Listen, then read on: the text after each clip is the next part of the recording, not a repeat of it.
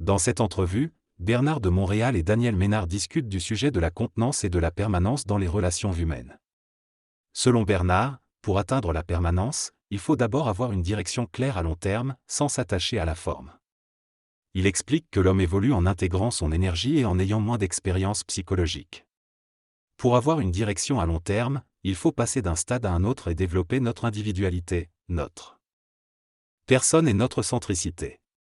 Cependant, cela demande de transmuter notre énergie, ce qui est un processus long et difficile.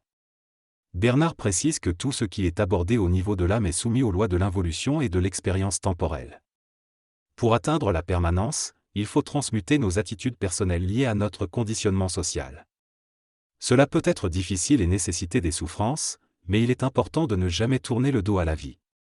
L'intégration d'une expérience est la finalité de celle-ci.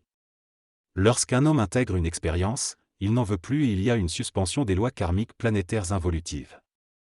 Cependant, l'intégration dépend du niveau de conscience de l'individu. Un homme inconscient ne peut pas intégrer car cela implique de transmuter le pouvoir de l'âme qui passe à travers lui. Intégrer signifie mater les forces de la lumière, mais cela n'est pas facile car la pensée est déjà une forme de pollution. Vivre une conscience réfléchie, donc une pensée non transmutée, mène à vivre de l'expérience. Lorsque quelqu'un a intégré, son expérience est réduite mais il peut vivre d'autres expériences dans un état de conscience où il ne pense pas. Cela demande une transmutation avancée des corps subtils.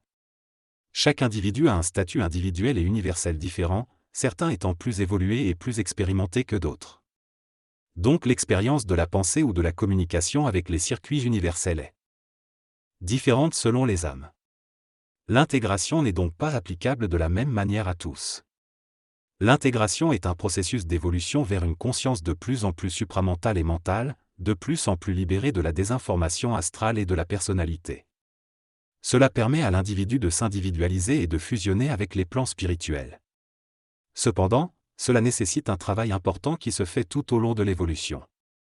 L'homme ne peut pas rester ignorant indéfiniment sur Terre, car cela le limite dans sa capacité à combattre la pollution. Il y a une relation étroite entre la pollution du psychisme humain et la pollution sur Terre.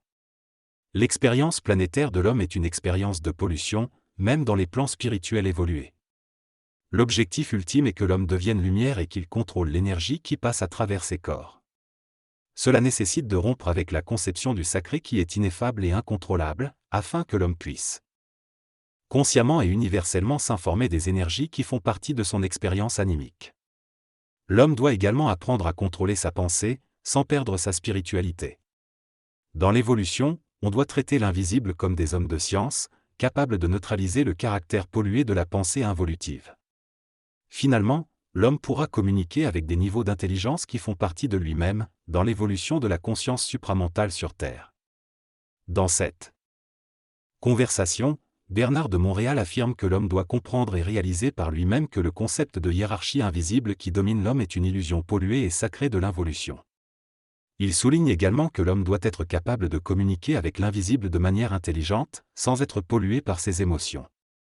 Cependant, il précise que le niveau de dialogue avec l'invisible dépend de chaque individu et de son niveau vibratoire.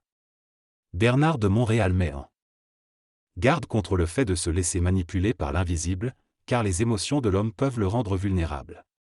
Il explique que l'intellect n'est pas le problème, mais plutôt les émotions. Il affirme que si l'homme communique avec l'invisible sans être affecté par ses émotions, cela créera un choc vibratoire dans sa conscience qui lui fera réaliser qu'il n'est pas seul et que le libre arbitre est limité.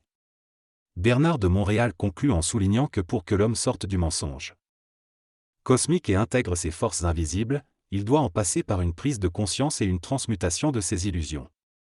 L'homme est appelé à devenir une force spirituelle dans le matériel pour élever son niveau vibratoire, ainsi que celui de la science, des gouvernements, de la littérature et des philosophies. Cependant, chaque individu a un niveau d'évolution différent, ce qui rend la compréhension et la prise en main de cette évolution plus ou moins facile pour chacun. Il est donc nécessaire de respecter les différences entre les individus. L'homme n'a pas besoin de communiquer avec l'universel car il deviendra lui-même universel. Cependant, il doit être capable de distinguer ce qu'il reçoit intérieurement dans son mental de ce qu'il souhaite, ce qui nécessite de la lucidité. La lucidité est le résultat d'une lutte avec sa source individuelle et d'une fusion avec sa lumière. L'homme doit parvenir à être totalement individualisé, à ne plus prendre d'ordre d'en haut et à ne plus avoir de pensées polluantes. À ce stade, il pourra utiliser la télépathie, les mouvements sur le plan éthérique et accomplir des travaux à une autre échelle dans le cadre de l'évolution de la race humaine. À ce moment-là, l'homme sera réellement libre et n'aura plus besoin du libre arbitre. Le texte parle de la fusion entre l'homme et les forces invisibles. Il explique que lorsque l'homme comprendra cette fusion, il sera capable de renverser le principe de l'amour sur Terre et d'apprendre à haïr les forces invisibles plutôt que de les aimer. Il souligne que l'amour des forces invisibles a été utilisé par les religions, mais que cela doit être détruit. L'auteur affirme que les hommes doivent apprendre à aimer les autres hommes plutôt que les forces invisibles. Il explique que la conscience supramentale nécessite la haine des forces invisibles comme premier test. Dans cette conversation, la personne interrogée affirme que croire en quelque chose est le début de l'innocence et de la naïveté. Selon lui, la croyance est une abomination et fait partie de la mécanique de l'involution qui empêche l'homme de s'attribuer son propre pouvoir. Il soutient que l'homme a accès à des sciences et à une mémoire cosmique sans avoir besoin de croire en quoi que ce soit. Il affirme également que la croyance mène à aimer les forces occultes, car la croyance est utilisée par le plan astral pour créer une conscience collective qui fait perdre à l'homme son individualité et son intelligence. Pour combattre ces forces occultes, il faudrait une fusion qui permettrait d'éliminer les blind spots. Le conférencier affirme que l'humanité a la chance de se trouver au Québec où une fusion spirituelle est en train de se produire. Il souligne que les individus peuvent s'en sortir grâce à cette fusion, mais que la conscience collective de l'humanité ne pourra jamais s'en sortir. Il explique que cette fusion permettra à l'homme d'être en harmonie avec les forces spirituelles et de travailler avec elles. Il affirme que la lumière spirituelle se trouve maintenant au Québec et que dans le futur, d'autres pays devront se tourner vers cette région. Il prédit que les Français et les Orientaux, ainsi que d'autres cultures spirituelles, seront obligés de venir au Québec pour bénéficier de cette fusion. Il explique que cette fusion ne se produit qu'une fois de manière complète et qu'elle a un impact sur ceux qui s'en approchent.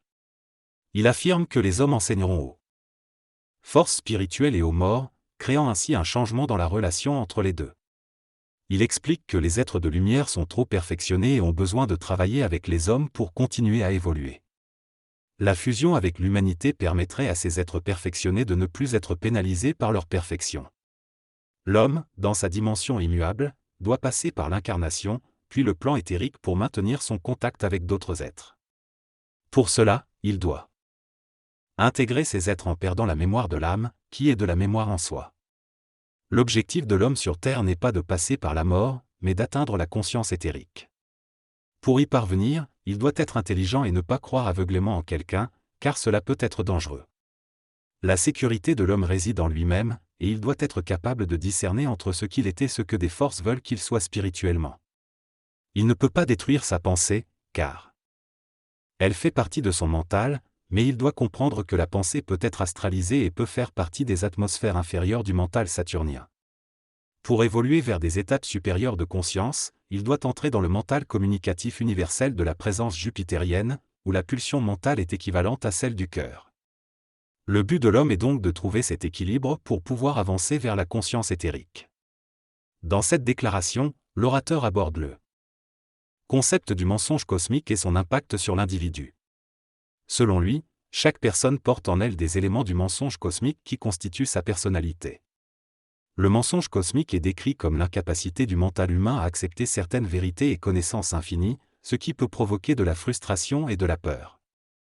L'orateur souligne également que le mensonge cosmique a une fonction involutive nécessaire pour protéger les individus qui ne sont pas encore prêts à faire face à certaines réalités. Il est également mentionné que les forces occultes peuvent dissimuler des vérités en fonction du degré de préparation de l'humanité. En comprenant cette notion de mensonge cosmique, l'individu peut commencer à reprendre le contrôle de son évolution et de sa conscience. La religion est très nécessaire pour l'homme en involution car il a besoin de cette connexion émotionnelle. Cependant, il y a un point où l'homme ne peut plus vivre dans le mensonge cosmique. La politique mentale de son ego incarné par rapport à des idées qui ne sont plus maîtrisées. Il est nécessaire pour l'homme d'intégrer une conscience cosmique afin de pouvoir comprendre la véritable nature de la connaissance. En étant conscient, l'homme n'a pas besoin de tout savoir, il a accès à l'océan de connaissances s'il le souhaite. Lorsque l'homme passe de l'involution à l'évolution, il doit être capable de renverser les concepts qui lui ont été imposés et de se retourner vers lui-même. Il doit redevenir lumière et traiter avec les hommes, les invisibles, les immortels et les autres civilisations sur un pied d'égalité. Avec le temps, l'homme se rendra compte qu'il est connecté à tout et qu'il n'a besoin de savoir que ce qu'il a à dire. Dans cet extrait, Bernard de Montréal explique que le contrôle du rayon est essentiel pour l'évolution spirituelle de l'homme. Il affirme que les hindous sont spirituellement en difficulté car ils n'ont pas réussi à contrôler le rayon. Contrôler. Le rayon signifie être capable de le diriger et de l'utiliser pour atteindre la conscience vibratoire et la conversion de l'énergie. Bernard de Montréal souligne que la connaissance n'est pas importante, car l'homme peut la trouver par lui-même, mais ce dont il a besoin ce sont les principes de conscience nécessaires à sa libération. Il utilise des conférences pour transmettre cette conscience et espère ainsi toucher de plus en plus de personnes qui pourront ensuite propager ce message. Selon lui, lorsque l'on contrôle le rayon, on projette une vibration plutôt que de la connaissance, et c'est cette vibration qui aide à pénétrer l'homme. Bernard de Montréal insiste sur le fait qu'il ne cherche pas à avoir des discussions intellectuelles, mais à véritablement influencer les individus. Dans cet extrait d'un dialogue entre Bernard de Montréal, Boulevard M, et son interlocuteur, DM, BDM explique que les prises de conscience sont essentielles pour l'évolution de l'individu. Il explique que la prise de conscience diffère de la simple acquisition de connaissances, car elle provoque un changement profond dans la personne. BDM souligne que les prises de conscience doivent être continues et progressives pour permettre à l'individu de grandir et de se développer. Il ajoute que les prises de conscience nous font réaliser l'impermanence de la vie et nous permettent de la contrôler davantage. Avoir la vie sous son contrôle signifie être capable de satisfaire les besoins matériels sans être constamment confronté à des difficultés financières. BDM souligne également que le contrôle de sa vie permet d'éviter la souffrance. En conclusion, BDM invite les individus à prendre conscience de leur capacité à être des êtres de lumière conscients.